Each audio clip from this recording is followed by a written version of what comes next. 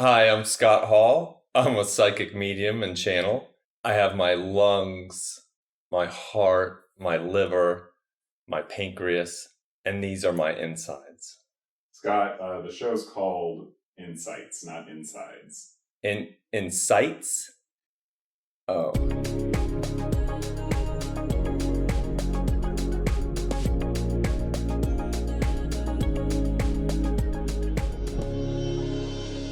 I was born a sensitive kid, just sensitive all around. In any way you can imagine. Sensitive to touch, sensitive to sounds, sensitive to smells. I've got a crazy nose, which my partner Janet cracks up about all the time. I am just super sensitive to what people say, what they're feeling. Always been that way. I'm very empathic. I'm a creative. I am an artist, a photographer, a musician. I even design clothes like the shirt I'm wearing. Actually, I designed. And being that sensitive kid growing up, I was born in the 60s, and it was not okay to be a sensitive man. I really wanted to be Clint Eastwood as Blondie in The Good, the Bad, and the Ugly. I mean, I still want to be. I have to admit that's my goal, but I know I'll never obtain it. I just never could be quiet, and I couldn't be stoic like that. I just felt everyone's feelings, but yet I was being told, society told me that I was supposed to be just completely void of emotions, or at least not show them. The idea was that if you show emotions, if you show sensitivity, or too much for sure, that you might lose your manhood. You might actually, it's like manhood was something that could be lost. Like it's kind of a crazy thing, but it's true. And so, how would you lose your manhood? Show some sort of sensitivity, show some sort of anything that's feminine.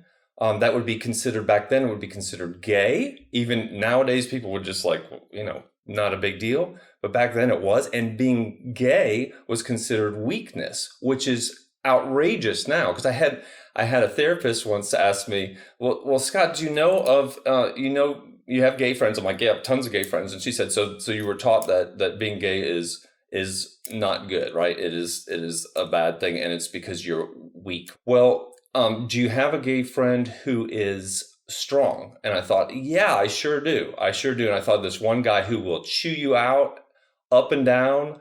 I also have gay friends that are policemen, and so it didn't make any sense. So I'd been just totally brainwashed into thinking that, first of all, that if you show that you're slightly have any feminine qualities, which would be love and sensitivity and compassion, that you're gay, and that gay is a negative thing and a weak thing. So that didn't make any sense.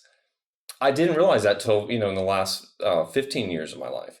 Being a man could incorporate being sensitive and showing your heart and having compassion.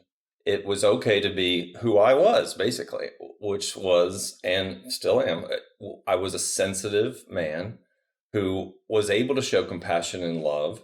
I wasn't the tough Clint Eastwood type, and that's still okay, but I'm still a man. It's courageous to be a man. It's courageous to be a man who is sensitive and open, whether you're gay or straight, doesn't matter. So a quick review of where I came from at the very beginning and how I got to where I am now is that I grew up in a household with an alcoholic father and a mother who was trying to control that alcoholism. And I learned that control was important and that I had to control what I did.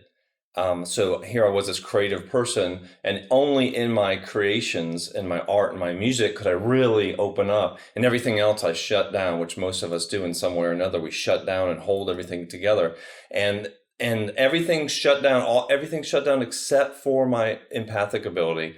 Empathic ability I used to check on everyone's temperature to see how people were feeling, to make sure that I was going to be okay, that I was going to be safe, wanting to make people laugh or make people think, that I'm a good person so that they would like me. So I went through life that way.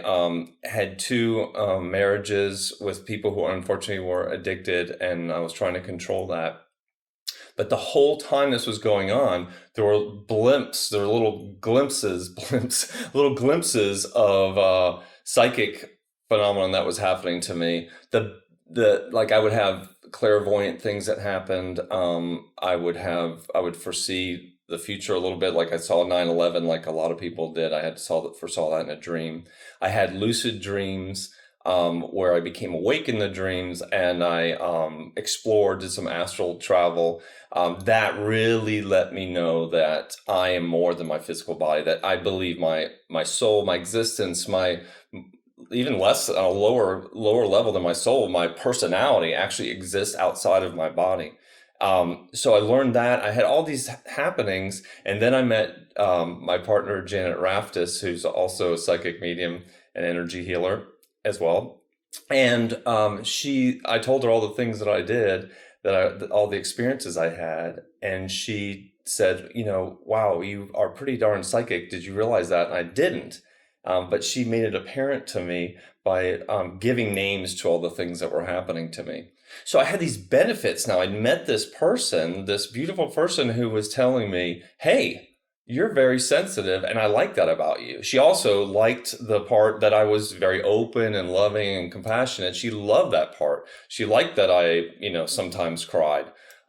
She thought that was awesome. And embrace that. And so I finally met someone after going through all this, alcoholism and addiction, with other people, that I finally met someone who, was actually appreciating who I was and doing things for me.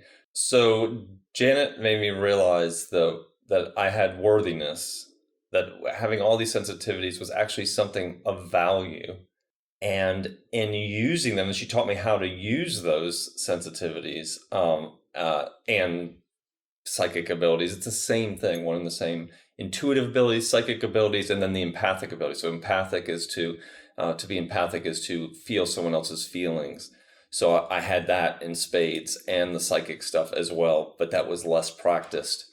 And she taught me that I could actually have a better life with these things by bringing them out. And I learned, not just through her, but by practice and by being in touch then with my spirit guides, that they were saying it's not like your life is going to be better by using these things.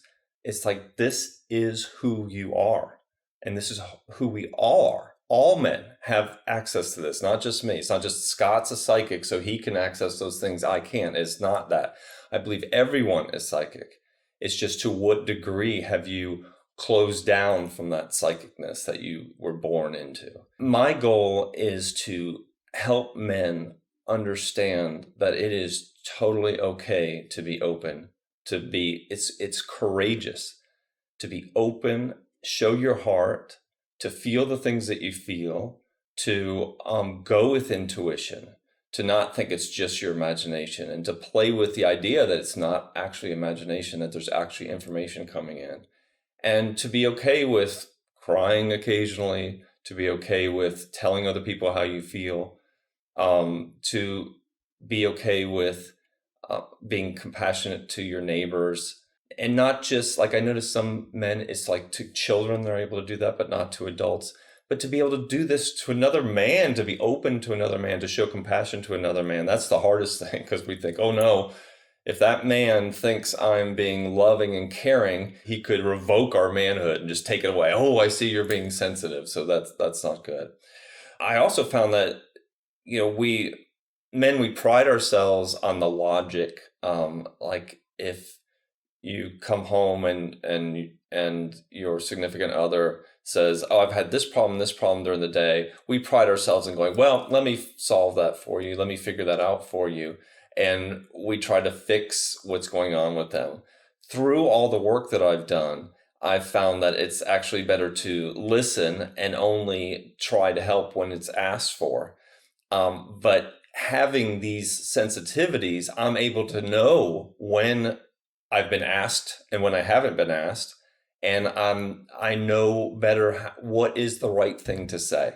Knowing the right thing to say, wouldn't that be great in almost every circumstance, to be able to know what to say to your significant other, to be able to know what to say to your child, to know what to say to your boss, to your coworkers, to know how to do the right thing, to feel into what the right thing is, to feel into what would be best for you and best for your family.